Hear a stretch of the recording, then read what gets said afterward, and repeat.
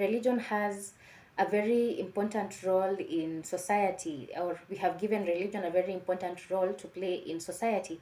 It has its funks very deep into people's minds and people's belief system. Like religion is at the core, it's at the core of every society, and especially here in Africa, like religion is very deep into people's lives, and it is very deep into our day-to-day lives. Now, personally, I think that religion kind of holds humanity back, and I think religion is bogus for the most point. For the most part, like the stories that we have been told by religion, are just most don't make sense. Honestly, like they leave me with more questions than answers. And religion is important because it tries to explain these questions that humans have, that they don't have answers to. So like it like helps solve, it's like an answer to our existential crisis, which I actually think religion actually does not answer us most of the questions that we have now. And one thing I don't like about religion is how it does not allow most of us to question it. Like most people don't question their religion. Like you are born into a certain religion, you find your parents, your grandparents have practiced this religion for the longest time, and what you just do is you just, like, because you're born into it, you just, continue the cycle. You don't ask questions. This is what we have always believed in. That is what most people say. And most people don't question their religion, and so they take that religion up, they teach their kids that, and the whole cycle continues. It's like a cycle, a never ending cycle. But I believe that it is necessary for us to question religion, because why should we not question religion? Why should we not question our God? If God did not want us to question him, he shouldn't have made us very not given us these brains to question him, and he should come and give us some straight answers, then we won't question him, like. So this video, I'm going to give you some questions you need to ask your God, and you need to ask yourself, especially if you're religious, because um honestly, for me personally, honestly, I feel like religion really doesn't explain so many things, and I think religion holds us back so much. And I think as Africans especially, religion is a very major problem in our lives. Like it is like the it is among the problems. It's like among the reasons why Africa is the way it is, like in its current state as a third world. I believe religion plays a role into that, into this misery that Africa uh, exists in. So so these are some of the questions that I believe you need to ask your God and ask yourself. Like, first question is, why is God hidden? Like, why does God need to be mysterious? Like, why does he need to hide? Why does he not show himself to us? Why does he not reveal himself to us? Why must there be, like, this we don't even cannot conceptualize him in our mind? He tells us that we are made in his image, so does that mean that he is human like us? Like, why is he hidden? Why does he not come down and show us who exactly he is? I don't understand the mystery behind him. Like, why do you need to be mysterious? Honestly, dude, like, it does not make sense. Now the second question I think you need to ask yourself is like, because we say God as a he. When we talk about God, we talk about a he, we talk about a man. We mostly do not talk about a woman. So we have to ask ourselves, then why is God a man? And if God is a man, why then does the woman exist? He should have just created men alone. Like for me, we have this thing as below, or as above so below. So if this is below, let's assume this is below, and there is a man and a woman, then it only makes sense that there would be a god and a goddess, because as above so below, this is a mirror of the above, and we want to believe that this is a mirror of heaven, unless it's a mirror of earth, of hell, of which I don't know. But that's what religion teaches us to believe, that earth is a mirror of heaven. So if earth is a mirror of heaven, then it means that there's man and woman, so there's god and goddess. So why then is the feminine concept of God ignored? Like, why do we ignore the feminine? We only say our father. Why don't we say our mother? We only say he is coming. Why don't we say she is coming? Why is the feminine aspect of God, of the goddess, ignored? Now, the third question you need to ask yourself is like, why is God so jealous? Like, you're an all-knowing, all supreme, all-powerful creature. Why do you need to be jealous of some human beings or like some other gods? Unless you know, like when in the Bible, in the book of Genesis, when you're given, is it Genesis or Exodus? I don't know. When you're given these commandments to follow, and God says, "Worship no other gods than me." So that means that there's a possibility that there are other gods, and the reason why he's a jealous God is that there's a possibility that there are more gods who are powerful than him, and that is why he does not want us worshiping other gods, and makes us and gives us this fear of only worshiping him. Like, why is he jealous? Honestly, it does not make sense to have an all powerful, all supreme, all knowing like God jealous of other gods. Like, you, if you made them, unless you do not make them, you understand me, you understand what I'm saying? Like, a jealous God does not make sense, honestly. That only needs to be worshipped. And uh-uh, it just doesn't make sense. So the next question you need to ask yourself is like, why does God not help human beings?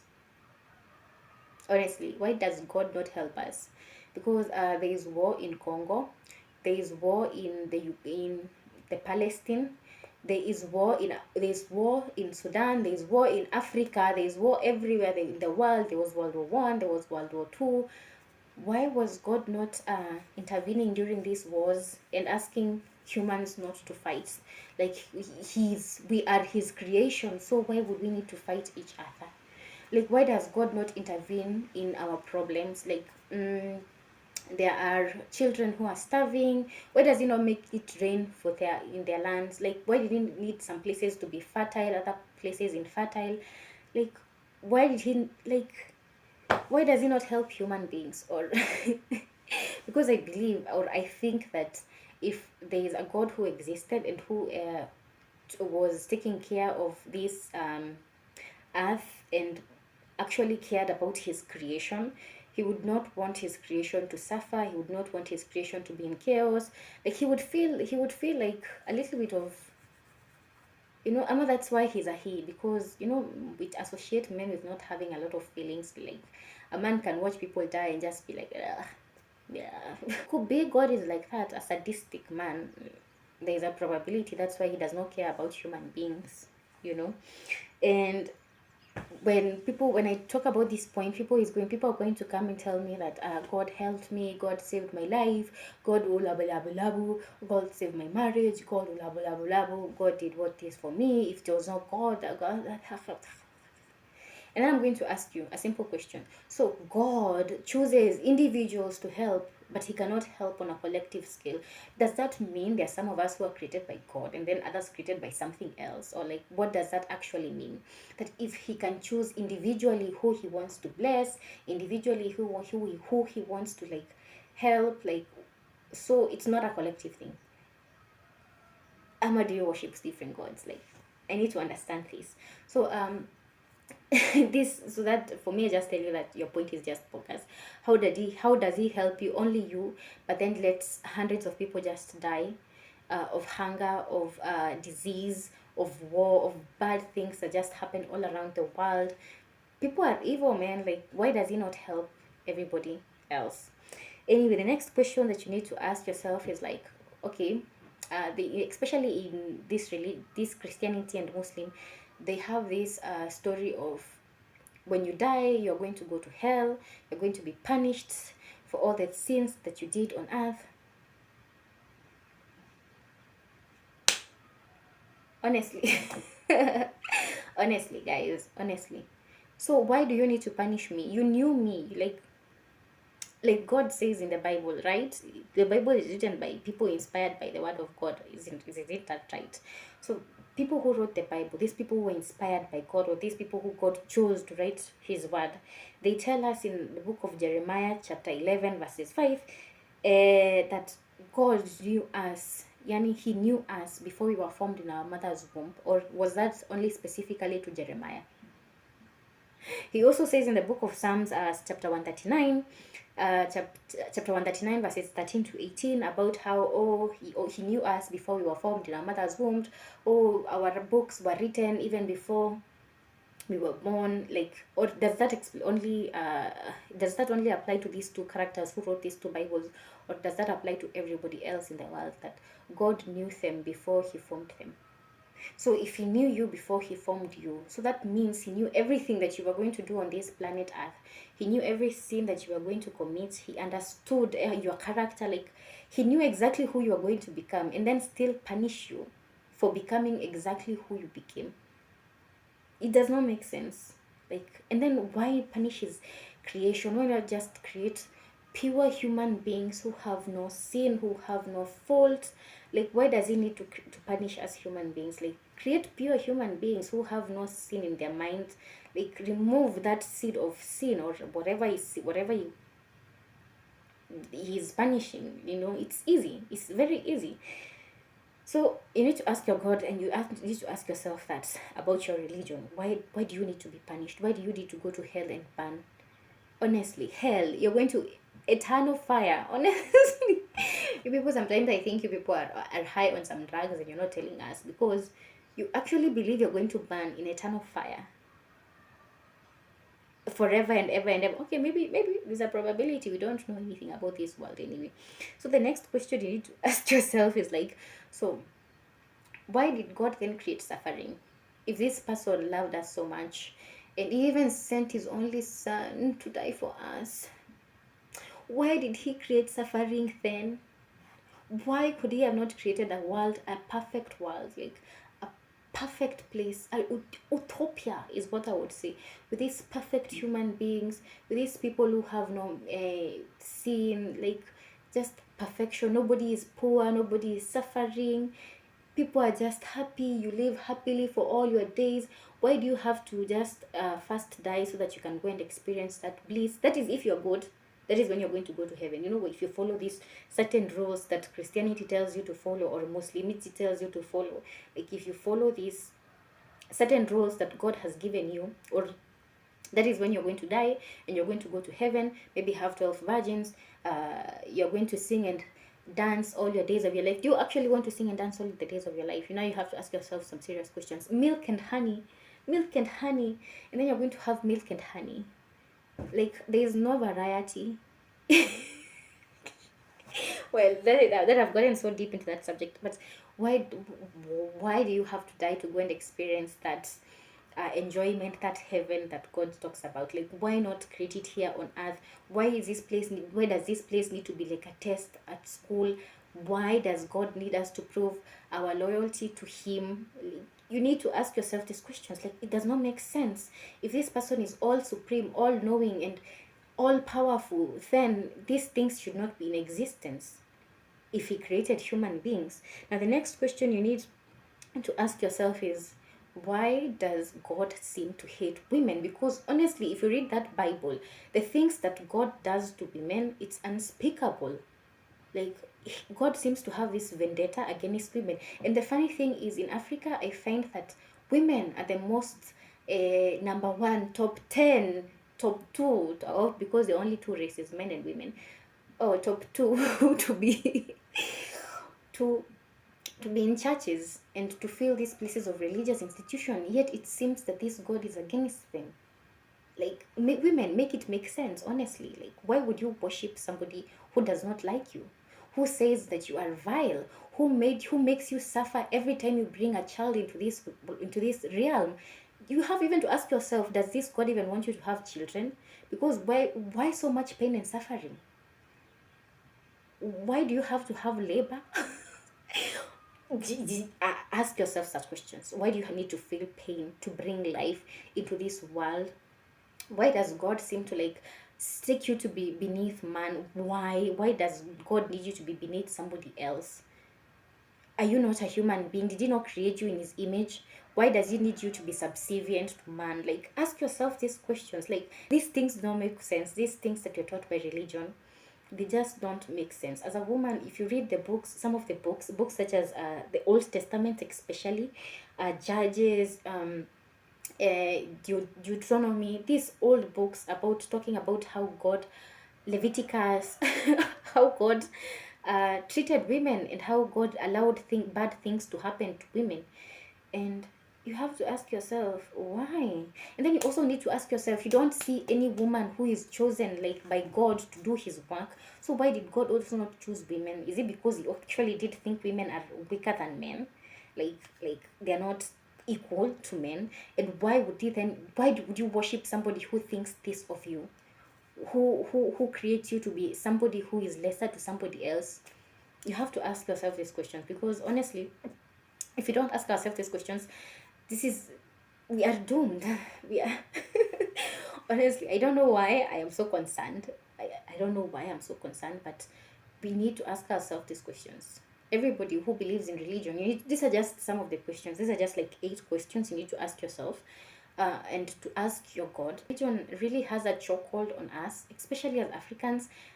I don't know about the white people, like, but for black people, religion actually seems to control our everyday lives. I see people spending their entire day in churches, and why? I don't understand. I don't understand why somebody needs to create me and then make me worship them. If let's, like, God, like, we are God's children, Cindy. So if God created us, then, right, and we are his children, then he would want us to have the best experience on earth, right? Like, would you want your children to suffer? You are a creator. Right now we are creators in this world, Cindy. When we create our children, we want our children to suffer. We don't want our children to suffer. As a matter of fact, we wish our children the best type of lives, unless you are a narcissistic parent, or like you are a very bad person as a parent. Everybody wants their child to have the best life. So then why would God not want you, his child, to have the best of life?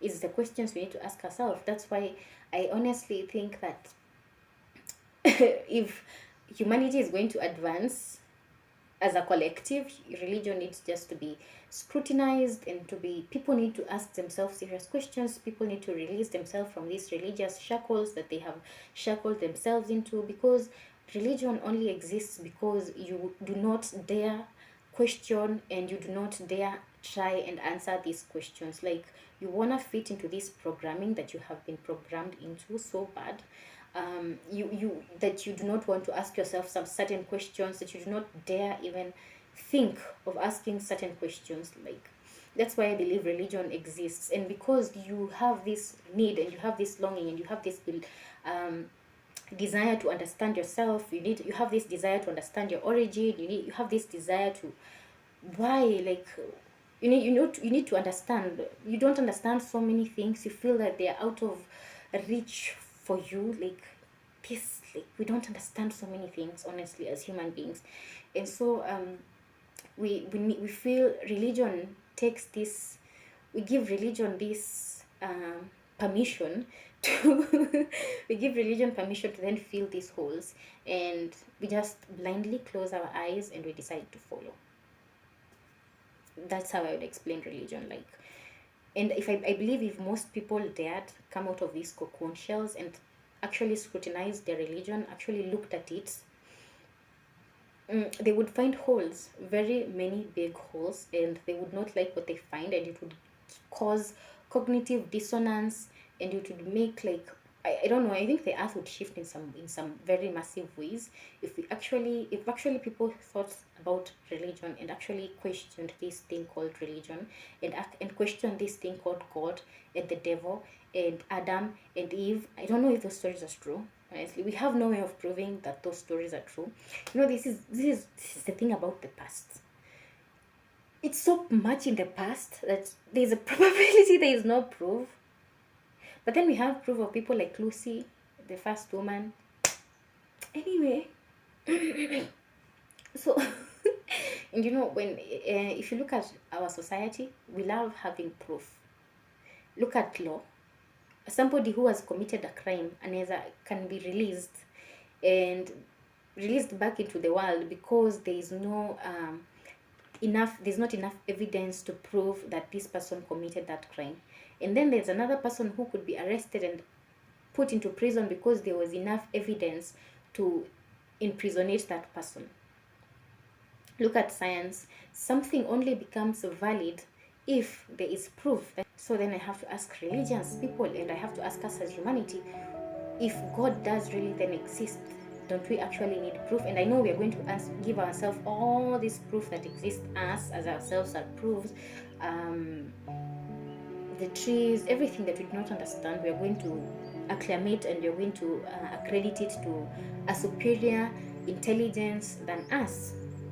And then I would like to ask, then why does the superior intelligence need to remain hidden? Whatever is in charge of the creation, like, why does it not reveal itself to us, or does it reveal itself, we're just too blind to see?